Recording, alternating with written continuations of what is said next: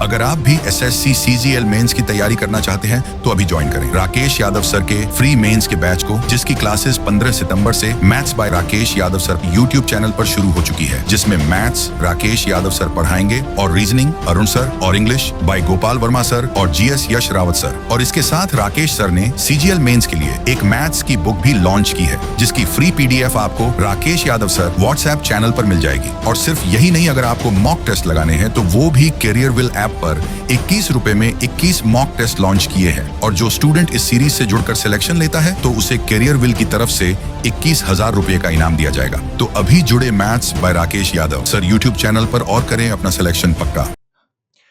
वंदे मातरम, नमस्कार, जय हिंद। कैसे हैं आप सभी? आप सभी का बहुत बहुत स्वागत है।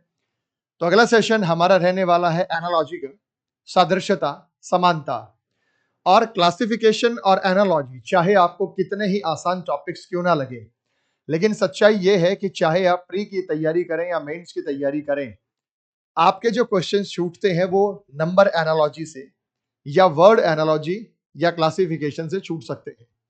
इसलिए इन दोनों चैप्टर्स की प्रैक्टिस आपको अच्छे से करनी है। इससे पहले जो हमने चैप्टर कराया था आपको, वो था क्लासिफिकेशन, वर्गीकरण, और इसी का दूसरा पहलू जो चैप्टर की हम बात करेंगे वो होगा सादृश्यता या समानता। आइए शुरुआत करते हैं। यहां भी आपको 3 तरीके की चीजें हैं, चूंकि आप SSC प्री में पहले पढ़ चुके हैं। ये भी नंबर में होगा, अल्फाबेट में होगा और वर्ड में होगा। यहां जो मैं आपको क्वेश्चंस करा रहा हूं वो मिक्स रहने वाले हैं। जैसे उस विकल्प का चयन कीजिए जो तीसरे शब्द से उसी प्रकार संबंधित जिस प्रकार दूसरा शब्द पहले शब्द से संबंधित है। शब्दों को सार्थक अंग्रेजी शब्दों के रूप में माना जाना चाहिए। शब्दों में अक्षर, व्यंजनों, स्वरों के आधार पर एक दूसरे से संबंध नहीं होना चाहिए। भीड़, सघन, क्राउड और डेंस। आप जानते हैं कि क्राउड और डेंस ये हमारा CGL टायर 2 26 अक्टूबर 2023 का है। तो क्राउड, भीड़ क्या होती है? भीड़ में बहुत सारे लोग एकत्रित होते हैं जो डेंसली शो करते हैं। डेंसली मतलब घनी चीजें शो करते हैं। जब बहुत सारे लोग इकट्ठे हो जाएंगे वो तो घनी चीजों को शो करेंगे। तो इसी प्रकार से जब हम यहां बात करते हैं तो वो जो संबंध है ढलान का, ढलान को और आगे करेंगे तो खड़ी ढलान। भीड़ होना, भीड़ ज्यादा हो जाएगी तो वो डेंस हो जाएगा। ढलान से समतल होना, भरना, टाइट, तो ये गलत है। तो यहां पे स्टीप बनेगा। तो इसका आंसर बनेगा ऑप्शन नंबर 4। बात समझ में आ गई भाई? क्राउड क्या रिप्रेजेंट करता है? ज्यादातर लोग जो नजदीक नजदीक खड़े होते हैं, बहुत सारे इंडिविजुअल्स वहां पे गैदर होते हैं। स्लीप क्या होता है? और ढलान हमें कर देना स्टीप, तो यहाँ पे खड़ी ढलान। तो स्लोप, ढलान और स्टीप, खड़ी ढलान। नेक्स्ट आगे चलते हैं। एक बार आप देख लीजिएगा सवाल को। Operation should be performed on the whole number without breaking down the number. CGL tier 2 का सवाल है। 13 को 1 + 3 नहीं करना, लैंग्वेज यही दे रहा है, 13 को ही उठाता है। तो यहां पे इनके बीच में कोई संबंध है। जो संबंध यहां है वही संबंध यहां है। 2 कंफर्मेशन देता है, तीसरा आपको अप्लाई कर देना है। अब ये कहोगे सर ये भी कोई सवाल है, बच्चों वाला सवाल है। तो भाई ऐसे सवाल, चाहे ये बच्चों वाले सवाल हो, चाहे लेवल बहुत बढ़िया हो, आपके एग्जाम में भरपूर आ चुके हैं। आपको कुछ नहीं करना भाई, दोनों की गुणा करनी है। 5 × 5 करेंगे तो 25 है, 2 × 5 करेंगे तो 10 है। तो इतनी सिंपल कैलकुलेशन है। थोड़ी एडवांस दे सकता है जिसमें 2 स्टेप हो सकते हैं, वहां आपको और कंफ्यूजन हो सकती है। तो 3 × 9 होता है, बिल्कुल होता है, ये गलत हो गया। 4 × 4 20, 9 × 26 गलत है। तो ऑप्शन नंबर फर्स्ट। अब ये 26 अक्टूबर वालों के लिए काफी आसान हो गया। हो सकता है कि किसी शिफ्ट में वो इतना एडवांस हो कि आपको वो क्लिक ही ना करें। चलिए अगले सवाल के दर्शन करते हैं। ये रहा बेटा सवाल। हो गया भाई? आइए देखते हैं। हमें 11, 33 और 17 का संबंध बताना है। 18, 14 और 21 का संबंध बताना है। वो क्या बनेगा? जब मेरे भाई हम बात करते हैं तो छोटी संख्या से बड़ी संख्या प्राप्त होगी। 2 छोटी संख्या, इसी से बड़ी संख्या 33 की प्राप्ति होगी। पहले जोड़ के देखते हैं। 11 और 17 28 होता है। 28 में 5 जोड़ो 33। 18 और 21 39 होता है। 39 में 5 44। बात बन गई।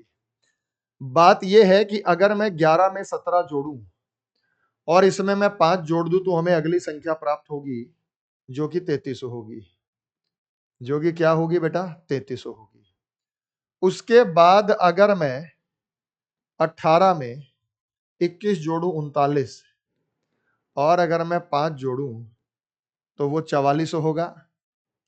यानी दो संख्याओं को हमें जोड़ना है। तो 18 और 12 32 में 5 जोड़े 40 गलत है। 6 और 2 8 गलत है बेटा।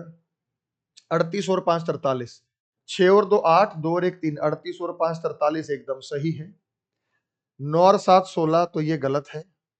9 और 5 14, 1 2 3 ये तो सीधी गलत है। तो आंसर 3 आ चुका है। मैंने एक एक ऑप्शन को आपको चेक करा दिया। सवाल नंबर 4 की ओर आगे बढ़ते हैं भाई। साइड हो जाता हूं मैं। सवाल नंबर 4 में हम बात करेंगे कि जो संबंध इनका है वही संबंध आगे इनका रहने वाला है। लेकिन यह हैश ऑप्शन से चूज करना है। परसेंट जो है वो ऑप्शन से चूज करना है। वो आप चूज करेंगे तो ऑप्शन से चूज करेंगे। तो मेरे भाई यहां पे बात कीजिएगा। यहां पे जब हम बात करते हैं तो ये हमारा सीजीएल टायर 2 2 मार्च 2023 का प्रश्न है। हैश की वैल्यू बी एन क्यू रखें। अगर मैं हैश की वैल्यू बी एन क्यू रखता हूं जैसे कि मैंने इस ऑप्शन में किया तो परसेंट की वैल्यू एन एफ एम है क्या? ये आपको देखना पड़ेगा एन एफ एम है क्या। तो तीनों टाइप यहां पे हो सकते हैं। ये थोड़ा सा नए तरीके से यहां पे पूछा गया है। बी से डी 2 जोड़ा तो पी से एन 2 घटा दिया, ये गलत है। तो ये गलत है। अच्छा ऑप्शन से ही चूज करना पड़ेगा। कैसे करना पड़ेगा कि अगर मैं यहां बी रखता हूं तो बी से डी 2 जोड़ा है तो पी से 2 जोड़ के आर आना चाहिए था, एन नहीं आना चाहिए था। गलत है। एफ एच टी, अगर आपने यहां पे एफ एच टी लिया तो एफ से डी 2 घटाया है तो यहां एन एफ जे है। तो यहां भी 2 घटाया आंसर हो सकता है। एफ 6 में से 2 घटाएंगे 4, पी 16 में से 2 घटाएंगे 14, एट 8 में 3 जोड़ेंगे 11, सी 3 में 3 जोड़ेंगे 6, टी 20 में से 2 कम करेंगे 18, एल 12 में से 2 कम करेंगे 10। बिल्कुल सटीक है बेटा। तो ऑप्शन नंबर सेकंड यहाँ पे एकदम सटीक है। तो हैश के स्थान पर एफ एच टी आएगा, परसेंट के स्थान पर एन एफ जे आएगा। तो ऑप्शन नंबर सेकंड यहाँ पे सही उत्तर होगा क्वेश्चन नंबर 4 का। तो भाई ये लेटेस्ट पैटर्न है। थोड़ा सा क्या किया इन्होंने, हालांकि क्वेश्चन मार्क एक ही देता था, इन्होंने 2 यहाँ पे सिंबल रख दिए सेम रिलेशन। यानी ये जो बीच में 4 डॉट है ये बताता है कि जो संबंध पहले और दूसरे का है वही संबंध तीसरे और चौथे का होगा। इसमें कोई भी चेंज और कोई भी बदलाव जो है वो नहीं होने वाला। आइए चलते हैं अगले सवाल, सवाल नंबर 5 पे। आइए सॉल्व करते हैं।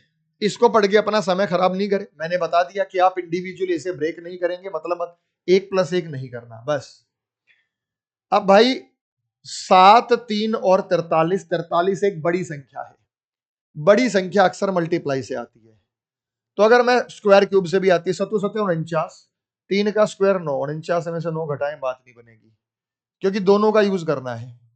तो दोनों का यूज करने के लिए मैं इन्हें गुणा कर देता हूं। 7 या 21, 7 या 21, 21 का डबल 42, 42 में 1 जोड़ दो 43 हो सकता है।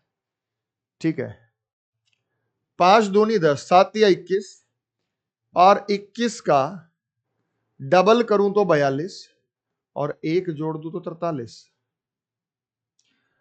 5 दूनी 10, 10 का डबल 20 में 1 जोड़ दूं तो 21, बात बन रही है। 11 पंजे 55, 55 दूनी 110 और 1 111, बात बन गई पहले ही ऑप्शन से। बाकी चेक करने की आपको जरूरत नहीं है। एक और तरीके से बाबूजी ये सॉल्व हो रहा है, जरा चेक कीजिएगा। मेरे को एक और चीज क्लिक कर गई यहां। 7 का स्क्वायर 49, 49 में से अगली संख्या का डबल माइनस कर दो। 49 में से 6 गए 43, बात बन गई। अगले में देखो यहां, ये 5 का स्क्वायर 25 होता है। 25 में से अगली संख्या का डबल माइनस कर दो 4, तो 21 आएगा। और यहां मैं वेरीफाई कराता हूं। 11 का स्क्वायर करो, 11 का स्क्वायर 121 होता है और अगली संख्या का डबल माइनस करो। 5 दूनी 10, 121 में से 10 गए 111। तो ऑप्शन नंबर फर्स्ट जो है वो यहां पे आपका सही उत्तर होगा। क्वेश्चन नंबर 5 का जो आंसर होगा वो ऑप्शन नंबर फर्स्ट होगा। नेक्स्ट मेरे भाई अगला सवाल आपको स्क्रीन पे दिखाई दे रहा है। आइए सॉल्व करते हैं। यहां हमें 3 और 5 छोटी संख्या है, 18 एक बड़ी संख्या नजर आई। तो 3 पंजे 15, 15 3 18, 2 तिया 6, 6 ये बात नहीं बनी। भाई 2 तिया 6, 6 में सेम संख्या जोड़ के बात नहीं बनी। तो कुछ और करते हैं, 3 का स्क्वायर 9 होता है, 5 का स्क्वायर 25, 25 में से 9 गए तब भी बात नहीं बनी। कुछ और करते हैं, 3 गुना 5 15, 15, वो तो फेल हो गया था हमारा। 3 और 5 8, 8, इन दोनों का इस्तेमाल किया, 8 में 10 जोड़ो 18 हो सकता है। अब आप कहोगे सर 10 कहां से? ऐसे कहते हैं वर्चुअल नंबर, हिडन संख्या, काल्पनिक संख्या है ये इसके अंदर मौजूद हो सकती है। अब हम यहां करें 2 जमा 3 5, और 5 में मैं 10 जोड़ दूं तो ये 15 हो जाएगा। CHSL टायर 2 का सवाल है बेटा। यानी दोनों संख्याओं को जोड़ के 10 जोड़ेंगे तो हमें अगली संख्या प्राप्त होगी। 1 और 5 6, 6 में 10 जोड़ेंगे 16 गलत है। 2 और 5 7 गल जोड़ेंगे तो ये भी चीज गलत है। 1 और 2 3, 3 में 10 जोड़ेंगे 13, 13 गलत है। 5 और 6 11, तो ये भी लॉजिक क्या होगा हमारे पास? गलत होगा। तो मेरे भाई यहां पे जब हम बात करते हैं, तो हमारे पास जो उत्तर आया वो ऑप्शन नंबर सेकंड हमारे पास एकदम सही है। तो इस प्रश्न का सही उत्तर ऑप्शन नंबर सेकंड होगा। अगले सवाल की ओर चलते हैं, सवाल नंबर 7।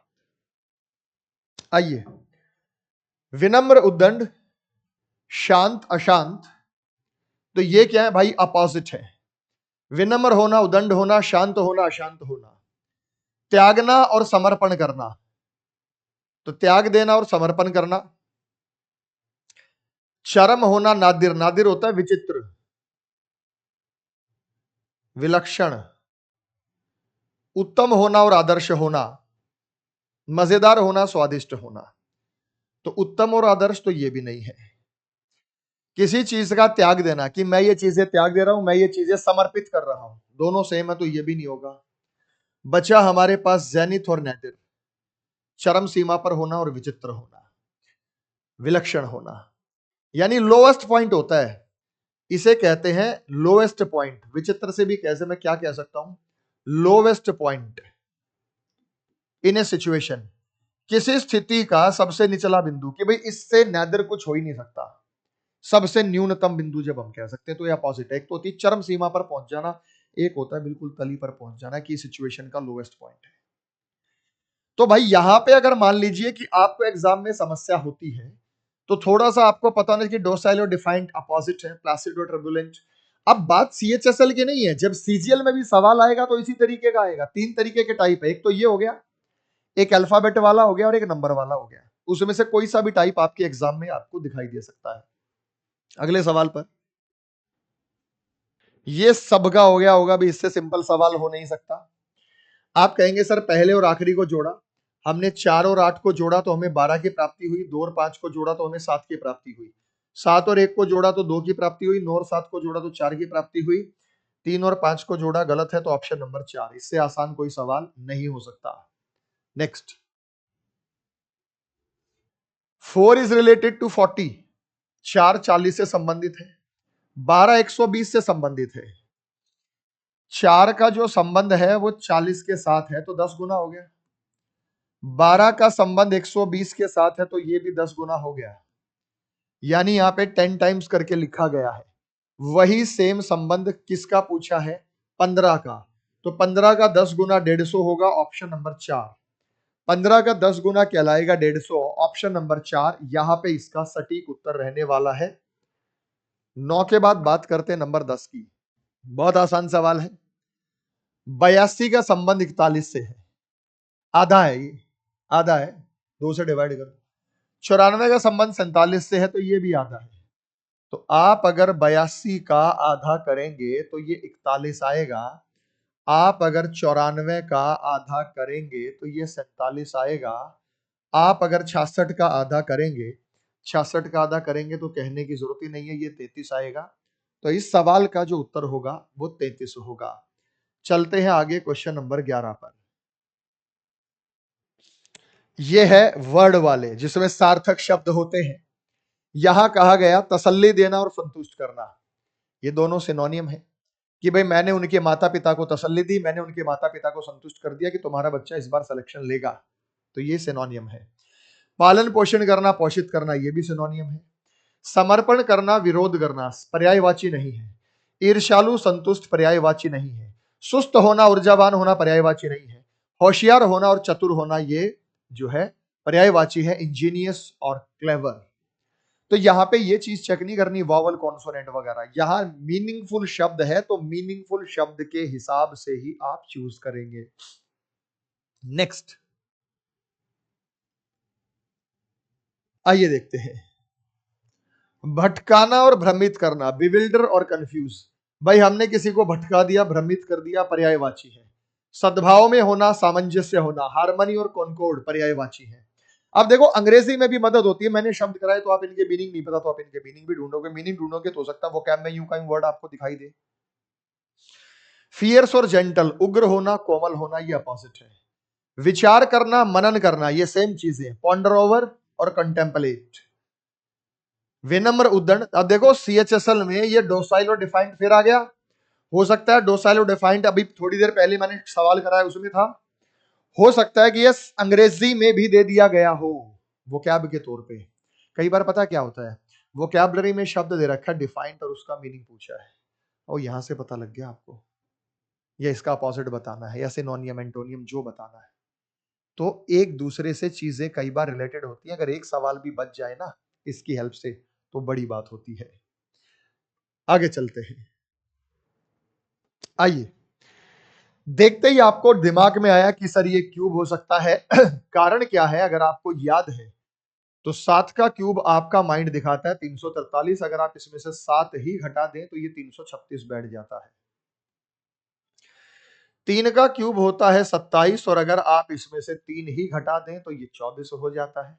यानी जिस संख्या का क्यूब करें, सीरीज में एक पैटर्न मैंने आपको बताया था, n का क्यूब प्लस माइनस n, उसके बाद अगर मैं 5 के क्यूब की बात करता हूं 125 और 125 में से अगर ये 5 घटा दें तो ये बैठेगा 120।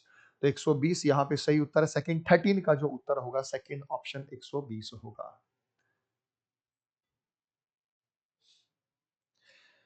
पल्प और पेपर, शुगर केन और डैश, CHSL टायर 2। एक बात का ध्यान रखना, इसका संबंध कभी इससे मत जोड़ देना भूल कर भी। सीजीएल में ऐसी गलती की गई है कि उन्होंने संबंध ही चेंज करके लिख दिए कि इसका रिलेशन यहां से कर दिया इसका यहां से, ये गलत है भाई, ये बाउंड्री लाइन है, ये आपको क्रॉस नहीं करना, अगर आपने क्रॉस कर दिया तो ये गलत हो जाएगा। पल्प पेपर, पेपर किससे बनता है, पल्प से, और क्या शुगर केन से बनता है, अंडा गुड़ दूध, तो भाई अंडा हो ही नहीं सकता, दूध और अंगूर गलत है, तो हमारा आंसर होगा सेकंड। आज समझ में आ गई। नेक्स्ट आगे चलते हैं, अगला सवाल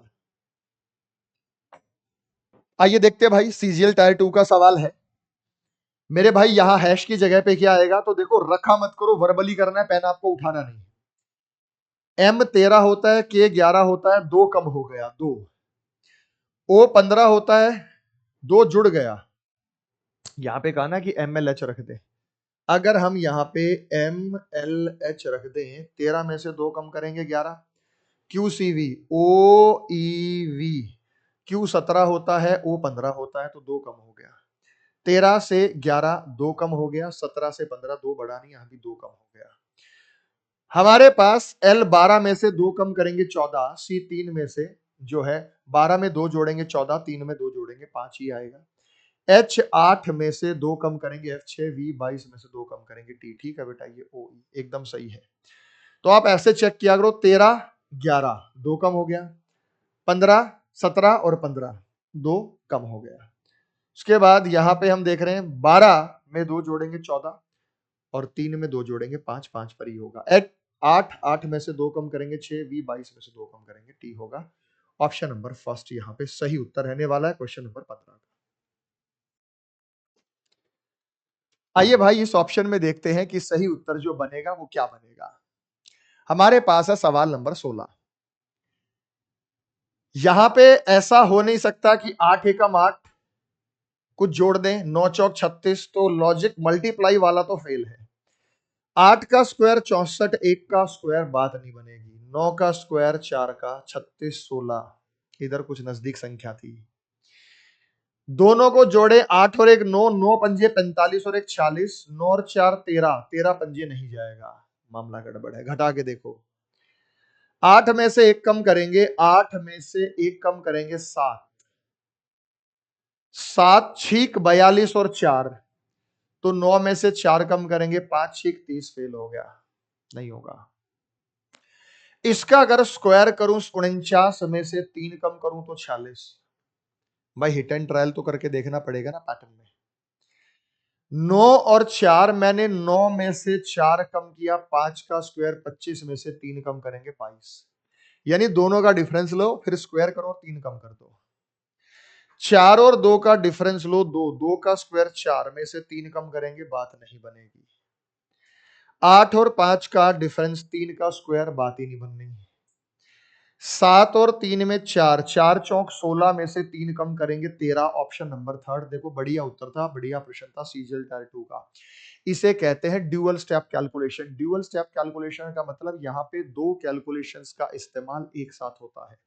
तो जब दो कैलकुलेशन का इस्तेमाल एक साथ होता है तो हम यहाँ ड्यूअल स्टेप कैलकुलेशन की बात कर रहे हैं, और इसी प्रकार से हम यहाँ पे, तो ये आपको हिट एंड ट्राई करके देखना पड़ेगा।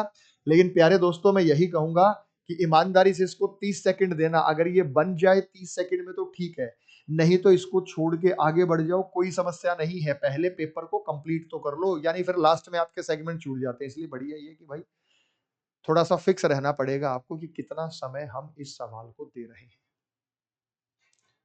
आगे चलते हैं अगले सवाल पे। आइए अगले सवाल पर देखते हैं। अगला सवाल में आपको एक बेहतरीन पैटर्न है, बहुत सिंपल सा है, उम्मीद करता हूं कि सॉल्व हो गया होगा। भाई ये जो संख्या है काफी बड़ी नहीं है, इन्हीं के नियर बाई ही जाएगी। देख लेते हैं एक बार। 9 8 17 3 4 5, 57 में 3 जोड़ो 60, 8 7 15, 4 2 6 7, 75 में तो बात नहीं बनी, तो बात नहीं बनी तो हमने छोड़ दिया। इन दोनों का इस्तेमाल करके आधा करके देखें, या 9, 6 और 3 9, 99, 18 का 99 से कोई 18 पंजे 90। इन दोनों को मैं देखता हूं तो ये हो गया हमारे पास 78, 39 दूनी 78 होता है, यानी पहली और तीसरी संख्या को जोड़ दो। 18 और 60 को जोड़ दो तो ये 78 बैठता है, और 78 का अगर आप आधा कर दें तो ये 39 आ जाता है। 27 और 69 को आप जोड़ दें, 27 को और 69 को आप जोड़ दें, और जोड़ने के बाद 9 और 7 16, 6 और 2 8 1 9 96, और 96 का आधा कर दें तो 2 चौक 8, 2 अट्ठे 16, 48, बीच वाली संख्या आ जाएगी। अब ऑप्शन से हमें आंसर को चूज करना है। 96 और 24 को जोड़ दें तो 130 हो जाएगा, 120 हो जाएगा। 120 का आधा 64 नहीं बैठेगा, गड़बड़ है भाई साहब। यहाँ 7 और 5 12, 7 3 10 और 1 11, इसका आधा कर दो तो 56 ही आएगा। 2 पंजे 10, 2 6 12, ऑप्शन नंबर सेकंड, जो कि यहाँ पे एकदम सही होगा। क्वेश्चन नंबर 17 का आंसर ऑप्शन नंबर सेकंड होगा। 18 नंबर हो गया भाई। आइए सॉल्व करते हैं। आपको बताना है हैश की जगह पे आप एन के एफ रख रहे हैं, तो हैश की जगह पे हमने एन के एफ रख लिया, और इधर लग रहे हैं आप एम टी यू। अब आप रिलेशन देखिएगा। 14 में से 3 गए 11, 16 में से 3 गए 13, 11 और 3 14, 17 और 3 20, 20 पर टी, 6 में से 1 कम करेंगे तो 5, 22 में से 1 कम करेंगे तो 21, तो पहला ही सही है। आप यहां ना करें तो यहां करो भाई। 14 में से 3 कम करेंगे 11, 16 में से 3 कम करेंगे तो 13, 13 पर एन, 11 में 3 जोड़ेंगे 14, और 17 में 3 जोड़ेंगे तो 20 होगा। ऐसे आप करेंगे। एफ में 1 कम करेंगे ई होगा, वी में 1 कम करेंगे तो यू होगा। तो इस प्रकार से ऑप्शन नंबर फर्स्ट यहां पे सही उत्तर होगा 18 नंबर सवाल का। बात करते हैं सवाल नंबर 19। अच्छा, इसको पढ़ के अपना समय खराब मत करना, सिर्फ वैल्यू इतनी कि हैश यहां रख दें और इसको यहां रख दें तो हमारा सही आंसर क्या मिलने वाला है। आओ मेरे भाई, ई 5 होता है, 5 में से सी आने के लिए 2 कम करेंगे, तो जब हम यहाँ n 14, 14 में 3 का रिलेशन हो गया, तो गलत है। 14 और 17 तो ये तो गलत हो गया, तो ऑप्शन नंबर फर्स्ट आउट हो गया। यहां से ऐसे ही चेक करना, आप ऑप्शन 22 चेक करेंगे। ए से सी 2 जोड़ा है तो 14 में 2 जोड़ेंगे तो पी आएगा। ओ से एल 3 घटाया है, डी में से 3 घटाएंगे तो ए आएगा। ओ से क्यू 2 जोड़ा है तो 11 और 2 13, 13 पर एम आएगा। तो ऑप्शन नंबर सेकंड यहाँ पे सही उत्तर होगा।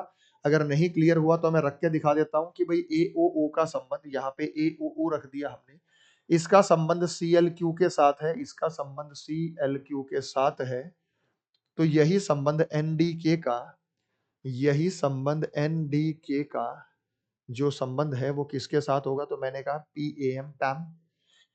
ए से सी 2 जोड़ा, एन से पी 2 जोड़ा, ओ 15 में से 3 गए 12, 3 कम किया, 4 में से 3 कम गए 1 पर ए होगा, ओ 15 में 2 जोड़ेंगे क्यू 17, के 11 में 2 जोड़ेंगे एम 13, तो ये बनेगा। यानी कुल मिला के ये है कि यहाँ पे हैश दे रखा है तो हैश का मान ये रख दो, परसेंट दे रखा है परसेंट का मान ये रख दो, कुल मिला के सवाल आपसे ये पूछा गया। 19 के बाद बात करते हैं सवाल नंबर 20। जिस प्रकार 11 का 55 से संबंधित है, भाई 11 पंजे 55 बच्चा बच्चा जानता है, 12 पंजे 60 और 15 गुना 5 75 होगा। ऑप्शन नंबर सेकंड यहां पे सही उत्तर होगा, तो क्वेश्चन नंबर 20 का आंसर ऑप्शन नंबर सेकंड आएगा। चलते हैं अगले सवाल पर। योंग गन किम कोरिया, तो भाई यंग गन किम कोरिया के एक टेबल टेनिस प्लेयर है। अब नाम पहली बार सुना होगा, हमें पता था तो हमने रख दिया। नेदो नादी एक फेमस प्लेयर है फेंसिंग के, इटली। अब फेंसिंग का खेल वो नहीं है कि बाड़ लगाने की प्रतियोगिता होगी, वो नहीं है। ये तलवारों की एक प्रतियोगिता होती है, 3 तरीके की अलग अलग इसमें तलवार होती है और उसमें एक तरीके का मान लो डिफेंस का ये जो है ये खेल होता है। तो ये बड़े फेमस प्लेयर रहे। ये फेंसिंग का खेल ओलंपिक गेम में अभी भी है, पहले से चलता आ रहा है जब से ओलंपिक की शुरुआत हुई, और आज भी ये कंपटीशन चलता है और ये पुराने समय के काफी प्रचलित प्लेयर रहे हैं। तो अब आप कहोगे सर हमें तो सुना ही पहली बार है कि फेंसिंग नाम का भी कोई खेल हो सकता है, तो एक आधा सवाल हो सकता है कोई ऐसा आपको दिख जाए कि जो आपने सुना ही पहली बार हो। फिर भी बेटा जब बिल्कुल ही आइडिया ना हो तो तुक्का ना लगाए। आगे चलते हैं। चलिए, बी साई प्रणीत बैडमिंटन के एक खिलाड़ी रहे हैं, और देखो सीजीएल टायर 2 का है, और पेंटला हरिकृष्ण शतरंज के ये ग्रैंड मास्टर रहे हैं। तो ये तो सीजीएल ने पूछ लिया, तो मैंने उसी का एक एग्जांपल दिया कि चलिए ये तो हमारे देश के ही थे, हमें पता है। बाहर से भी आपको कोई सवाल दे सकता है और आप इसको चैलेंज नहीं कर सकते कि हमने तो सुना ही पहली बार है। भाई साहब सुना ही पहली बार है तो वो मैटर नहीं करेगा, क्योंकि उस चैप्टर से संबंध रखता है। तो रीजनिंग सभी सब्जेक्ट्स का मिक्सचर है, यहाँ हिस्ट्री है, ज्योग्राफी है, जीएस वगैरह सब आपसे पूछे जा सकते हैं। आगे चलते हैं।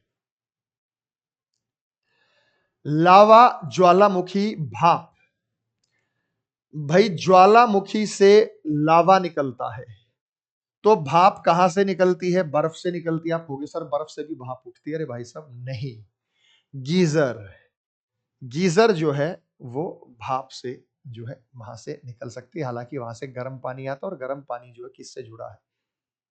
स्टीम से, भाप से। तो ऑप्शन नंबर थर्ड यहां पे इसका सही उत्तर होगा। 23 के बाद बात करते हैं नंबर 24 की।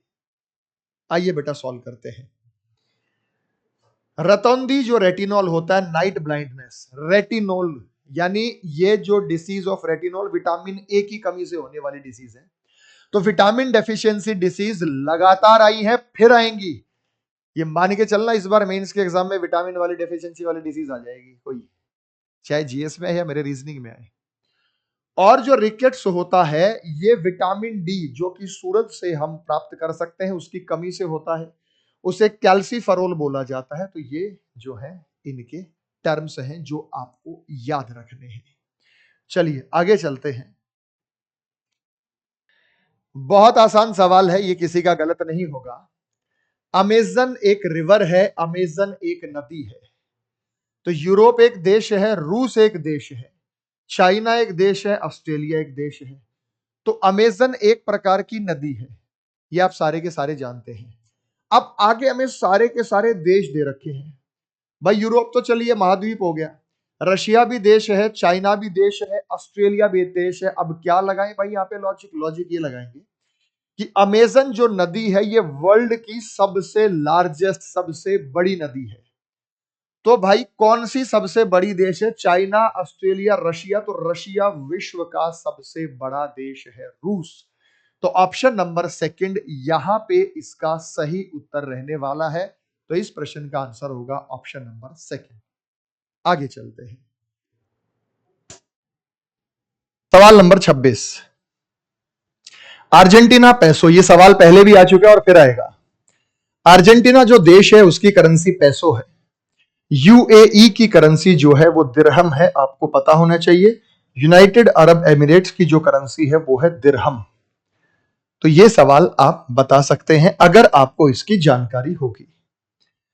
26 के बाद 27, अनेक बार ये सवाल आया है, बहुत आसान लेकिन फिर रिपीट होगा। डॉक्टर स्टेथोस्कोप का इस्तेमाल करता है तो स्कल्प्टर किसका इस्तेमाल करता है? मूर्तिकार। मूर्तिकार इस्तेमाल करता है आरे का, कुल्हाड़ी का, चाकू का या छेनी का। तो मूर्तिकार जो इस्तेमाल करता है वो छेनी का इस्तेमाल करता है। चीजल, छेनी, मूर्तिकार इसका इस्तेमाल करेगा। तो ऑप्शन नंबर 4 यहां पे बनेगा। 27 का आंसर ऑप्शन नंबर 4 यहां पे रहने वाला है। अगला सवाल है रेंच और फास्टनिंग, मरोड़ और बांधना। अब मरोड़ और बांधना से आप फंस गए। अब हिंदी में यही मिलेगा आपको कन्वर्सेशन। रेंच जो होता है, जिसे हम कहते हैं चाबी होता है ना, चाबी पाना। रेंच से हम क्या करते हैं? नट को फास्ट करते हैं। टेनन आरी। अब ये जो टेनन सॉ है यानी जो हम उसे करते हैं, तो रेंच ऑब्जेक्ट को फास्टनिंग के इस्तेमाल किया जाता है और जो टेनन सॉ होता है वो काटने के लिए, आरी वैसे भी काटने के लिए इस्तेमाल होता है, तो कटिंग के लिए यहां इसका इस्तेमाल किया जाता है। ऑप्शन नंबर 3 28 का यहां सही उत्तर रहेगा। कैट, किटन, एंटीलोप और डैश। मैंने कहा था कि मैं आपको एक क्लास यहां पे प्रोवाइड कराऊंगा जिसमें सभी चीजें होंगी कि एनिमल और उनके यंग वंस को क्या कहते हैं, एनिमल की साउंड को क्या कहते हैं, एनिमल की ड्वेलिंग प्लेस जहां वो रहते हैं उन्हें क्या कहा जाता है। वो सब चीजें मैं आपको कराऊंगा एक पीडीएफ, यानी इन क्लासेस के बाद मैं आपको दे दूंगा, उसमें आप देख लीजिएगा। कैट, बिल्ली जो होती है उसके बच्चे को कहते हैं किटन, और एंटीलोप जो मृग होता है ना, मृग, उसके छोटे बच्चे को क्या कहते हैं भाई? काफ ही कहते हैं। देखो एंटलिंग नहीं, पिल्ला नहीं, बच्चा नहीं, तो यह काफ कहते हैं। जो हिरण होता है उसके बच्चे को यहां बछड़ा ही कहते हैं, काफ ही कहा जाता है। अगला सवाल, फायर और ऑक्सीजन। भाई आग को अगर जलाना है तो वहां पे आपको ऑक्सीजन की आवश्यकता पड़ेगी। बात समझ में आ गई? यानी फायर के लिए ऑक्सीजन, तो स्टोव के लिए पाइप, घड़ी के लिए डायल, कार के लिए पेट्रोल, पेन के लिए कैप। आग को अगर शुरू करना है तो ऑक्सीजन की जरूरत है, ऑक्सीजन के बिना होगी नहीं। आग को बुझाना है, ऑक्सीजन की सप्लाई काट दो। एक टम्बलर के अंदर आप मोमबत्ती जला दो, ऑक्सीजन जल रही है तो मोमबत्ती जल रही है, उसके ऊपर ढक दो, तुरंत बंद हो जाएगी वो।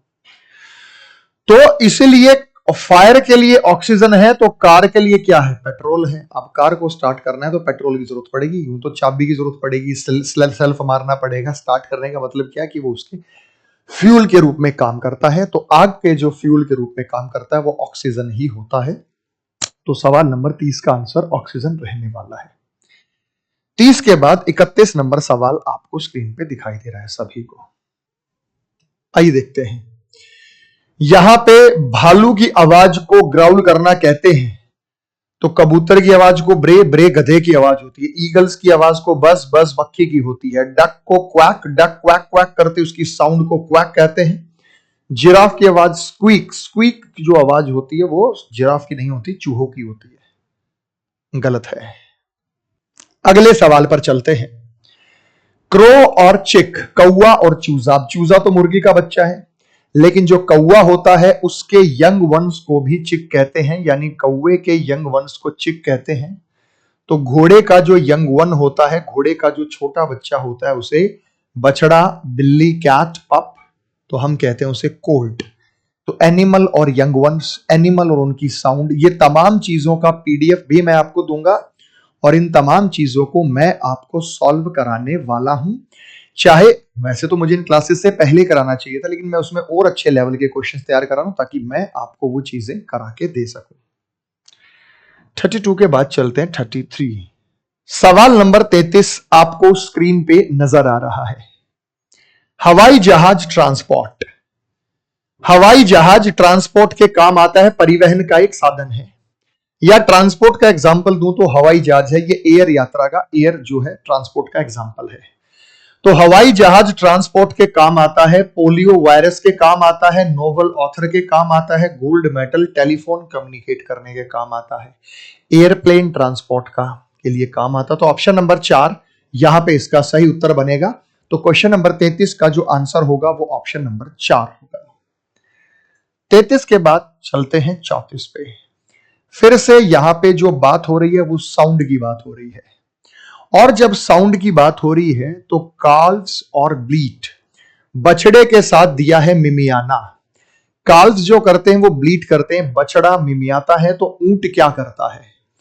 ऊंट के आवाज को चहकना कहते हैं, ऊंट की आवाज को घुरघुराना, ग्रंट बिल्कुल कहते हैं, याउल या बज भिन भिनाना मक्खी। तो ये यहां पे जो साउंड होगा उसको ग्रंट साउंड कहा जाता है। 34 के बाद आगे चलते हैं 35। आइए चलते हैं सवाल नंबर 35 पे। सवाल नंबर 35 में है कि यमुना उत्तर प्रदेश से होकर गुजरती है, उत्तर प्रदेश की एक नदी है, उद्गम इसका उत्तराखंड में होता है। तो हुगली केरल से तो नहीं जाती, कर्नाटक मुंबई ही जाती, पश्चिम बंगाल से। तो ऑप्शन नंबर फर्स्ट यहां पे वेस्ट बंगाल, तो ये पश्चिम बंगाल की एक नदी है। तो ज्योग्राफी का सवाल आपसे पूछ लिया मेरे भाई। आगे सवाल आपको स्क्रीन पे दिखाई दे रहा है। Teacher is related to duster in the same way cobbler is related to. Teacher का संबंध डस्टर से है। अब टीचर का संबंध वैसे तो पेन से देना चाहिए था, ऑथर भी पेन का इस्तेमाल करता है, पर डस्टर क्या है? डस्टर किसी गाड़ी का नाम नहीं है जो आपने सुना है। जो टीचर ब्लैक बोर्ड मिटाने के लिए इस्तेमाल करता है वो डस्टर होता है, तो वो डस्टर है। तो अब कॉबलर मोची, मोची कपास का इस्तेमाल नहीं करता, मोची रंग का इस्तेमाल नहीं करता, पैसे हथौड़े का इस्तेमाल करता है, हथौड़ी होती है मोची के पास। तो यहां पे ऑप्शन नंबर 4 इसका सही उत्तर रहने जा रहा है। अगला बेटा नंबर 37 आपको स्क्रीन पे नजर आया। यहां पे दिया मैक्सिमम और मिनिमम, तो ये अपोजिट है। अधिकतम होना, न्यूनतम होना एक प्रकार का क्या है? अपोजिट है। हाईएस्ट होना और लोवेस्ट होना, हाईएस्ट होना और लोवेस्ट होना ये क्या है हमारे पास? ये अपोजिट है कि चीजों में हाईएस्ट हो जाना और चीजों में लोवेस्ट हो जाना, इनको हम कहते हैं अपोजिट, ये विपरीत कहलाते हैं। तो मैक्सिमम और मिनिमम अगर अपोजिट है तो हाईएस्ट और लोवेस्ट भी यहां पे अपोजिट होगा। तो यहां पे इन्होंने पूरा का पूरा आंसर आपके सामने रख ही दिया है कि चर्प बर्ड्स पक्षी चहचहाते हैं और बज बीज भिन भिनाना किसका काम है? बीज का। ऐसी गलती पेपर में तो नहीं होती है, अगर हो भी जाए तो भाई ऑब्वियस सी बात है कि इंग्लिश में तो उसका आंसर दिया ही हुआ है, हिंदी में उसका आंसर जो है वो नहीं दिया हुआ है, अंग्रेजी में उसका आंसर आपको यहां पे नजर आ रहा है। बात समझ में आ गई लाडले बच्चों? एकदम क्लियर? किसी भाई को समस्या, दिक्कत, परेशानी? नेक्स्ट आगे चलते हैं अगले सवाल पर।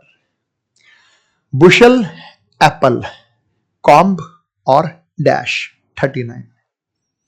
बुशल जानते क्या होता है? ग्रुप ऑफ एप्पल, यानी बहुत सारे सेब जब रखे हों तो उन्हें बुशल कहा जाता है। तो अगर सेब के समूह को बुशल कहते हैं तो किसके समूह को कॉम्ब कहते हैं? पेड़, केले, भेड़ और फूल। देखो फूले जो होते हैं उन्हें तो बुक कहा जाता है, भेड़ के समूह को फ्लॉक कहा जाता है। तो यहां पे हमारे पास बनेगा बनाना। बनाना का जो समूह है वो कॉम्ब कहलाता है। तो ये ग्रुप्स क्या कहलाते हैं? ग्रुप्स के बारे में भी आपको जानकारी होनी चाहिए। 40 नंबर पे चलते हैं। अब मान लो इसमें से कोई शब्द आपके एग्जाम में आ जाएगा, जैसे हीडियस शब्द आ गया, वेलोरस शब्द आ गया और सिनोनियम। तो रीजनिंग में मैंने अक्सर देखा है कि अगर रीजनिंग में कोई शब्द दिया है तो उसी का जो इस्तेमाल किया गया वो अंग्रेजी भाषा में भी किया गया।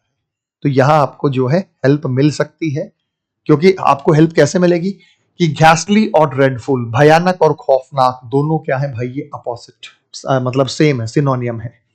साहसी होना और डरपोक होना और बहादुर होना और भयंकर होना और असुविधाजनक होना ये गलत है। साहसी होना और वेलोरस होना, तो ऑप्शन नंबर 2 यहां पे इसका सही उत्तर रहने जा रहा है। चलें आगे, क्वेश्चन नंबर 41 की ओर चलते हैं। सवाल नंबर 41। आइए, फॉरबिडन और डीबार्ड, निषिद्ध होना और वर्जित होना, दोनों क्या है? अपोजिट। सुटेबल होना, उपयुक्त होना, और नाजुक होना कि ये चीज मेरे लिए उपयुक्त है और नाजुक है, अयोग्य है, बंजर है, ये चीज मैं कर पाने में सक्षम हूं या मैं उपयुक्त हूं, तो यहां पे आंसर नंबर 4 आपको देना पड़ेगा, कॉम्पिटेंट। यानी योग्यता होना, नॉलेज होना, किसी काम को करने का स्किल होना, योग्यता होना, ये कॉम्पिटेंट कहलाता है। ऑप्शन नंबर 4 यहां पे इसका सही उत्तर रहने जा रहा है।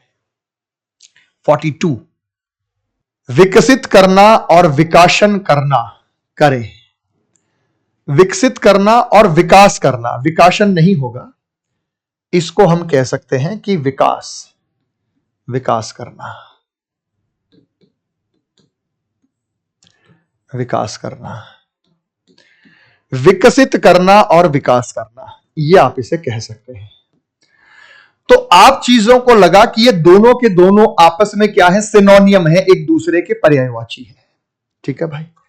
एग्जेम्प्ट कर देना, जैसे आप फीस भरते हैं तो लिखा आता है कि ये SC ST कैंडिडेट एग्जेम्प्टेड है या महिला कैंडिडेट एग्जेम्प्टेड है, तो एग्जेम्प्ट कर देना और उत्तरदायी करना, रिलीज करना, गिल्टी करना, 4 शुल्क लगाना, रिलीज कर देना कि भाई आपको हमने रिलीज कर दिया, आपके ऊपर हम कोई फीस नहीं लगा रहे। तो यहां पे जो इसका सही उत्तर होगा वो ऑप्शन नंबर 2 होने जा रहा है। चलते हैं हम अगले सवाल की ओर जो आपको स्क्रीन पे नजर आ रहा है। आर्चीटाइप और रिप्लाई का मूल रूप और प्रतिकृति, ये जो मूल रूप और प्रतिकृति है इनका अर्थ क्या है? जैसे आर्चीटाइप क्या होता है, दोनों अपोजिट है। जैसे आपकी मूल कॉपी है, मैंने कोई पेपर बनाई, उसकी मूल कॉपी है, और ये इसका रिप्लाई का है। रिप्लाई का क्या होता है? डुप्लीकेसी। जैसे आपने शूज नाइकी के खरीदे, फिर उसका रिप्लाई का आता है, मान लो एक जूता 5,000 का आ रहा है, वही आपको ऑनलाइन 1,000 का ही मिल जाए, तो उसका रिप्लाई का है। रिप्लाई का मतलब एग्जैक्ट कॉपी, एग्जैक्ट कॉपी होना उसकी। और आर्चीटाइप का मतलब होता है जो मॉडल और जो हमारा बेस होता है कॉपीज बनाने का या सेट बनाने का या मॉडल कोई चीज बनाने का, वो कहा जाता है। तो ये दोनों आपस में एंटोनियम है। एंटोनियम मतलब विपरीत है। स्मग, आत्मसंतुष्ट। स्मग मतलब आत्मसंतुष्ट। आत्मसंतुष्ट का उल्टा क्या होगा? अभिमानी, एरोगेंट। यूलोगाइज, स्तुति करना। अनकंप्लेसेंट, तो ये अनकंप्लेसेंट, असंतुष्ट, यहां इसका उल्टा होगा। और ईर्ष्या यहां पे गलत होगा। तो ये मूल रूप और प्रतिकृति समझ में आया। जैसे बेटा आपको एडिडास के शूज लेने हैं, शोरूम पे जाएंगे तो आपको वो जूते मान लीजिए पड़े 5,000 रुपए के, आपने ओरिजिनल जूता वो खरीद लिया। फिर आप किसी छोटी दुकान पे जाएंगे तो सेम मॉडल आपका रिप्लाई का मिलेगा, वो बोलेगा ये इसका रिप्लाई का है। रिप्लाई का मतलब ये इसकी एग्जैक्ट कॉपी है, दिखने में हूबहू जैसा ही है, लेकिन वो है नहीं, ओरिजिनल नहीं है। तो मूल रूप होता है ओरिजिनल और रिप्लाई का होता है उसकी कॉपी होना। तो ये दोनों अपोजिट है। आगे आपको दिखाई दिया रूडिमेंट्री और एडवांस, अल्प विकसित और उन्नत। अब अल्प विकसित होता है जो कम डेवलप हो, उन्नत होता है जो एडवांस हो। तो देखने में ये क्या लगे? अपोजिट लगे, एंटोनियम लगे, विपरीत अर्थी लगे। इनका जो अर्थ है वो विपरीत है।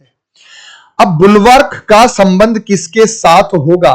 जो बुलवर्क आप देंगे, हमला कर देना, देर हो जाना, अनसोफिस्टिकेटेड और मॉडल। बुलवर्क का मतलब क्या होता है? बुलवर्क का मतलब होता है कि डिफेंस डेवलप करना, कोई ऐसी वस्तु जो आपका डिफेंस है। जैसे हमारे यहां पे क्या होती है? ढाल होती, तलवारबाजी में ढाल होती है, तो वो बुलवर्क है, वो आपको डिफेंस प्रोवाइड कर रही है।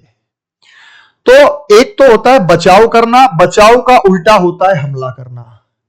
तो ये बुलवर्क हो गया बचाव करना। असॉल्ट जो होगा वो क्या होगा लाडले बच्चों? उसे कहेंगे हम हमला करना। उम्मीद करता हूं कि चीजें आपको क्लियर हो रही होंगी जो मैं आपको यहां पे बता रहा हूं। 44 के बाद बात करते हैं हम नंबर 45, निडर और शांति। यानी यहां दिया गया बर्सर्क और कांगली।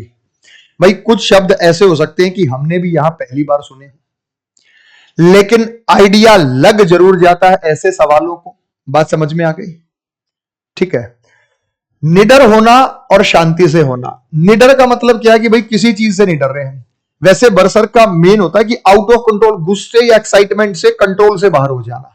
निडर यहां पे टेक्निकली मैं कहूंगा थोड़ा सा गलत लिखा हुआ है, गुस्से से या एक्साइटमेंट से काबू से बाहर हो जाना और एक हो जाना शांत। तो ये हो गया विपरीत, ये हो गया विपरीत। इसको निडर नहीं बोलेंगे, इसके लिए कोई और बेहतर शब्द हो सकता है, लेकिन जब मैं यहां बात करता हूं तो बेसिकली बसर का मतलब आप चेक करेंगे कि वाइल्ड हो जाना, एक्साइटमेंट में हो जाना, उत्साह में हो जाना, आउट ऑफ कंट्रोल चले जाना, गुस्से की वजह से चले जाना, ये होता है। कामली इसका जस्ट उल्टा है, शांत हो जाना। ठीक। वेंटेज सहूलियत। अब हमें सहूलियत का उल्टा बताना है, उल्टा बताना है कि यहां पे क्या होगा। फायदा, कड़वा, उभारना, और उभारना होता है बेसिकली ये बल्ज उभारना, और असमानता। तो अब यहां पे वेंटेज का भी मैं जो मतलब यहां पे एग्जैक्टली बताऊं, इन्होंने तो लिख दिया सहूलियत, वेंटेज के कई मतलब होते हैं। वेंटेज का मतलब ऐसा स्थान या ऐसी पोजीशन हो सकती है जो किसी में डिफरेंस जो है वो क्रिएट ना करे, डिफरेंस क्रिएट ना करे। अब इनइक्वालिटी का मतलब क्या होता है? इनइक्वालिटी जो दे रखा है मैंने, वो डिफरेंस, साइज अलग, डिग्री अलग, सर्कमस्टेंसेस अलग, इनइक्वालिटी चैप्टर भी है। तो ये भेदभाव की बात नहीं करता, ये इक्वालिटी की बात करता है, और इनइक्वालिटी जस्ट इसका अपोजिट है। तो ऐसे क्वेश्चंस में भी भाई फंसने का पूरा खतरा रहता है। तो ध्यान से, समझदारी से ऐसे क्वेश्चंस को सॉल्व करें। अगला सवाल हम चलते हैं 45 के बाद सवाल नंबर 46 पर। चलिए, डिकॉय और रिपेलेंट, प्रलोभन और विकर्षक। अब रिपेलेंट तो बेटा मच्छर मारने वाला भी रिपेलेंट कहलाता है, लेकिन रिपेलेंट के एक नहीं है, अनेक मतलब है। डिकॉय का मतलब क्या होता है? डिकॉय का मतलब क्या होता है कि किसी को प्रलोभन देना, लालच देना, किसी को ट्रैप में फंसा लेना, तो यह कहलाता है डिकॉय। और यहां पे जो रेपेलेंट का मतलब है, रेपेलेंट का मतलब है किसी चीज से रेपल हो जाना, दूर भागना। जैसे कोई किसी को लालच दे रहा है, अपनी तरफ खींच रहा है, और कोई किसी को दूर भाग रहा है, तो ये दोनों क्या हो गए? अपोजिट हो गए। मॉस्किटो रेपेलेंट आपने सुना होगा। मॉस्किटो रेपेलेंट जैसे ऑल आउट होता है, तो मॉस्किटो का रेपेलेंट है, वो मच्छर को दूर भगाता है, आपसे रेपेल करता है। तो एक होता है लालच दे के खींचना, एक होता है कि दूर भगा देना, अपोजिट है। अब डेस्पोटिज्म है। डेस्पोटिज्म का मतलब क्या है? कि मतलब अपनी पावर का, शक्ति का क्रूअल तरीके से, ऑप्रेसिव, दमनात्मक तरीके से इस्तेमाल करना, अपनी शक्ति का दमनात्मक तरीके से इस्तेमाल करना। अब इसका उल्टा क्या होगा? इसका उल्टा डेमोक्रेसी होगा, लोकतंत्र होगा। अब डेमोक्रेसी आप जानते हैं, democracy of the people, for the people, by the people, जो मेजोरिटी ऑफ पीपल होते हैं वो यहां पे मिलकर काम करते हैं और डिसीजन लेते हैं। जबकि ये जो होता है, ये अपनी इंडिविजुअल पावर का दमनात्मक तरीके से इस्तेमाल करना कहलाता है। बाकी स्वीट, डिस्प्यूट, जेंटल, कोमल, ये सब यहां पे क्या हो जाएगा बेटा? गलत। चलते हैं अगले सवाल पे। आइए, अब ये तो आपको पता है कि भाई पूर्वज होना और वंशज होना, जैसे हमारे पूर्वज हैं, हम उनके वंशज हैं, ये अपोजिट है। जो हमसे पहले रह चुके हैं और जो हम हैं जिनके वंशज हैं। तो एंसेस्टर और डिसेंडेंट, वेरिड और मोनोटोनस, विविध होना और निरस्ता होना, यानी विविधता होना। जैसे हमारे जीवन में विविधता है, और विविधता मतलब अलग अलग तरीके के रंग खिले हुए हैं, और ये हो गया उसका अपोजिट मोनोटोनस होना। मोनोटोनस का मतलब क्या है? कि नीरस हो जाना। रिजॉइस का मतलब आनंदित होना, आनंदित होना। और आनंद का जो उल्टा होगा, आनंद का जो उल्टा होगा वो क्या होगा भाई? मंद बुद्धि, विस्तार करना, अप्रचल और विलाप करना। आनंदित होना और रोना धोना, विलाप करना किसी चीज पे। तो आनंदित हो जाना और रोना धोना करना, ये होगा। तो ऑप्शन नंबर 4 इसका सही उत्तर रहने वाला है 47 का। चलते हैं 48 पर। आइए आइए बेटा, जैसे ही आपने पढ़ा आंसर क्लिक कर गया। अबंडन करना और लीव, लीव छुट्टी की बात नहीं हो रही है। त्याग देना और छोड़ देना, हम किसी को त्याग रहे, हम किसी को छोड़ दे रहे, दोनों सिनोनियम है। आगे भी सिनोनियम मिलेगा। कमी होना, किसी चीज से वंचित रखना, कि हमें इस चीज की कमी, हमें इस चीज से वंचित रखा गया, बेरेफ्ट और डिप्राइव्ड। उसके बाद व्यवहार, बिहेवियर, और झुकाव, शांत, फ्रोकाइल, उल्लास और आचरण करना। तो ऑप्शन नंबर फर्स्ट डेमेन, और यहां पे हमारा सही उत्तर रहने वाला है। व्यवहार और आचरण, आप जानते हैं कि ये दोनों जो होती हैं वो सेम ही चीजें होती हैं। नेक्स्ट मेरे भाई आगे चलते हैं 49 पर। फाइडेलिटी और लॉयल्टी, फाइडेलिटी और लॉयल्टी, वफादारी और विश्वस्तता। इंग्लिश वाले फंस गए, हिंदी वालों को मजा आ गया भी पढ़ते कि भाई दोनों के दोनों गुरुजी पर्यायवाची है, सिनोनियम है। ऑस्ट्रासाइज बहिष्कार करना, किसी चीज का बहिष्कार करना, ऑस्ट्रासाइज करना, बहिष्कार करना, बहिष्कार करना और एक्सपेल निष्कासित करना, पर्याप्त अभिजात वर्ग और बचना, तो ये सही है निष्कासन करना, किसी चीज को निष्कासित कर देना। दोनों यहां पे हमें सिनोनियम नजर आए क्वेश्चन नंबर 49 में, तो ये इसका सही उत्तर होगा। और अर्धशतक करते हैं सवालों का। सवाल नंबर 50, एब्रोगेट और एबॉलिश, निरस्त करना और समाप्त कर देना, चीजों को निरस्त कर देना, चीजों को समाप्त कर देना। इलिसिट अवैध, अवैध चीजों, यानी ये दोनों हमारे पास सिनोनियम है, निरस्त करना समाप्त करना दोनों सिनोनियम है। अवैध होना और गैर कानूनी होना, सफलता, वफादारी, गैर कानूनी, आकर्षक, तो ये बनेगा थर्ड। आगे हम चलेंगे तो कोई ये वर्ड वाले हैं और मैं मिक्स करा रहा हूं, अल्फाबेट वाले भी करेंगे और नंबर वाले भी करेंगे। तो जब ये सब चीजें हम सॉल्व कर रहे होंगे आपको चिंतित होने की जरूरत नहीं है भाई। यहां पे वर्ड वाले ऐसी चीजों पे आप ज्यादा ध्यान ना दें, क्योंकि ये तो मैं आपको शीट भी प्रोवाइड करा दूंगा, वहां से प्रैक्टिस करें। नंबर वाले और अल्फाबेट वालों में ध्यान रखिए। अल्फाबेट वाले में जितने भी टाइप्स पूछे गए हैं या जो जो पैटर्न पूछ सकता है वो मैंने आपको बता दिए। नंबर वालों में विशेषकर आपको थोड़ा ध्यान रखना होगा, क्योंकि सीरीज चैप्टर मैंने इसलिए पहले कराया कि सीरीज में जो मैथमेटिकल ऑपरेशन इस्तेमाल हुए हैं वो क्लासिफिकेशन और एनालॉजी में यूज होंगे। मैं आपको एक स्पेशल क्लास कराऊंगा, जैसे मैंने कहा है, वो 1 सवा घंटे की क्लास रहेगी, जिसमें मैं आपको सारे इंपॉर्टेंट टर्म्स एक्सप्लेन करेंगे और सारी चीजों के बारे में चर्चा करेंगे जो एग्जाम में आ चुके हैं, कैटेगरी वाइज बना के, समूह बना के, ग्रुप बना के। तो ये हमारी पहली वीडियो है क्लासिफिकेशन की। क्लासिफिकेशन की अगली वीडियो से हम कंटिन्यू करेंगे और ठीक उनके बाद क्लासिफिकेशन और एनालॉजी के इंपॉर्टेंट टाइप के क्वेश्चंस मिक्स करके मैं आप लोगों को प्रोवाइड करने वाला हूं। आज के लिए इतना ही, मिलते हैं मेरे प्यारे बच्चों अगले वीडियो में। तब तक के लिए वंदे मातरम, जय हिंद और जय भारत।